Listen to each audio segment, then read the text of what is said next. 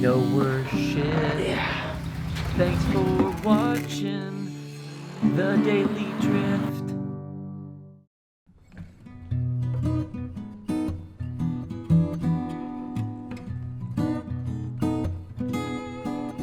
Welcome back, Drifters. So, I know it's been a little while, but today I'm finally back in the garage because, well, you know, in the last episode, I ordered all the parts that I needed to rebuild this brake caliper. And well, needless to say, USPS is probably one of the worst shipping services that exists to date. You don't say! Because I ordered everything on Sunday. The shop shipped it out Monday, and it was supposed to be here by Wednesday. It didn't arrive until Saturday at 8 o'clock at night. Yeah, so needless to say, we didn't make it to Lone Star Drift, obviously. So now I've got a rebuild kit for the brakes for both the front and the rear. They're really cheap. I think I paid like $40 a pop for both sides. So that's what we're going to do today is we're going to be rebuilding brake calipers.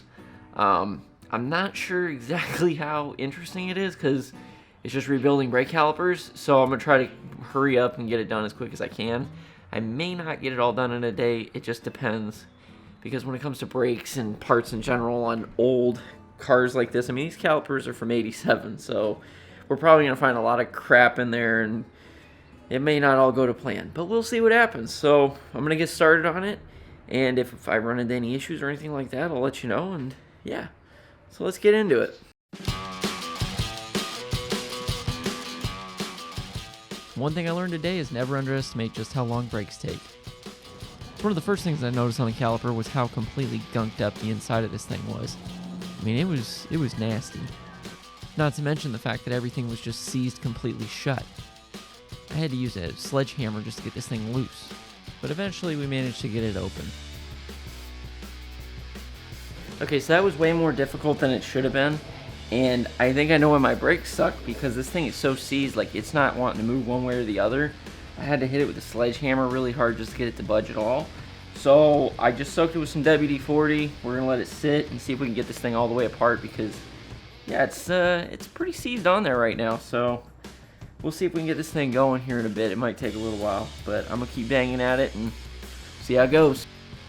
So after I figured out that all I needed to do was use a little gentle manipulation of a sledgehammer, I managed to get this thing loose. The thing that you don't see in this video is just how long this took. It was pretty much an all-day event.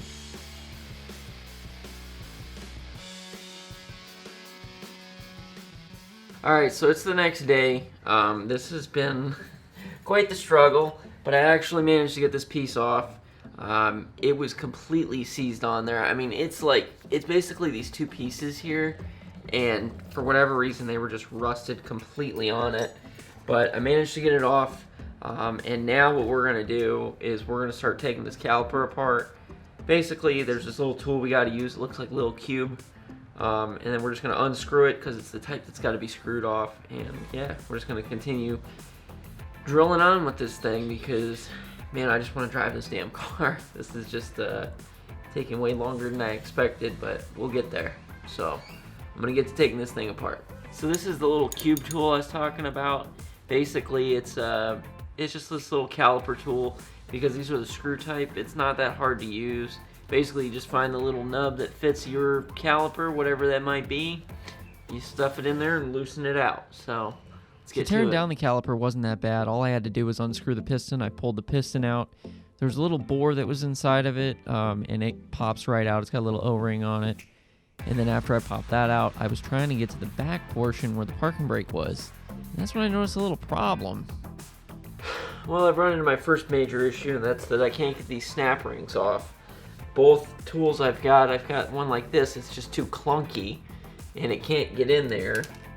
And this one's close, but because of how thick these are, it's not actually able to get onto the snap rings. So I may have to go get a special snap ring tool, or I may have to just make one. So I'm gonna take a look and see what's around here and see what I can do, because yeah, I gotta get that snap ring out. That's like the last thing holding us up to getting this thing done. So I'm gonna go see what I can find. Alright, so after a good trip, I managed to go and pick up some of these. You can see it's got like a little bit more of a thin profile to it because the ones I was using was like this, so it's kind of thick. You can kind of see the difference there. But basically, this one should be able to get in there and not hit anything. I literally just picked it up at Northern Tools. It was like $8, so yeah, it should do the trick. We should be able to get these little O-rings out of here, or snap rings, whatever you want to call them. And then we'll just finish tearing it all apart and rebuilding this thing, because that's what I need to do. And then I have to repeat this process like 4 more times. Well, 3 more times. I can't count today, but whatever. I'm just gonna move on to this. So things were finally starting to look up. We got the snap ring out. We started getting the retaining pin out. Got the bore out. And then luck struck us like it always does. And, well, you know how it goes. So guys, y'all already know how it is. But I went to go take it apart, and I was looking inside it. And I realized that there was something that didn't look right. There's supposed to be a spring. But I started noticing that the spring was twisted and that there were these little pillar things. If you know what I'm talking about, we're talking about bearings. Yeah, so then I turned it over and tap, tap, tap to see what came out. Well, those are the needle bearings for the bearing inside. And it's probably kind of hard to see, but inside there, it's all torn up and torn to pieces. So this caliper may be beyond fixing. Which is kind of a crappy situation, but that might be where we're at. So if that's the case, then I may have to go look and see if I can find a used one somewhere. Give me a minute. Well, I found the culprit. So if you look inside there, you can see that's where the parking brake used to ride. This was the thing that would twist, and if you remember from the last video, you'll see where it had like a lot of wiggle in it. So this bearing actually busted. So what I'm going to do is I'm going to take a measurement and see if I can find another bearing like this, because it's probably just a generic bearing that we could probably pull this out and press a new one in. But I'm gonna have to look for it.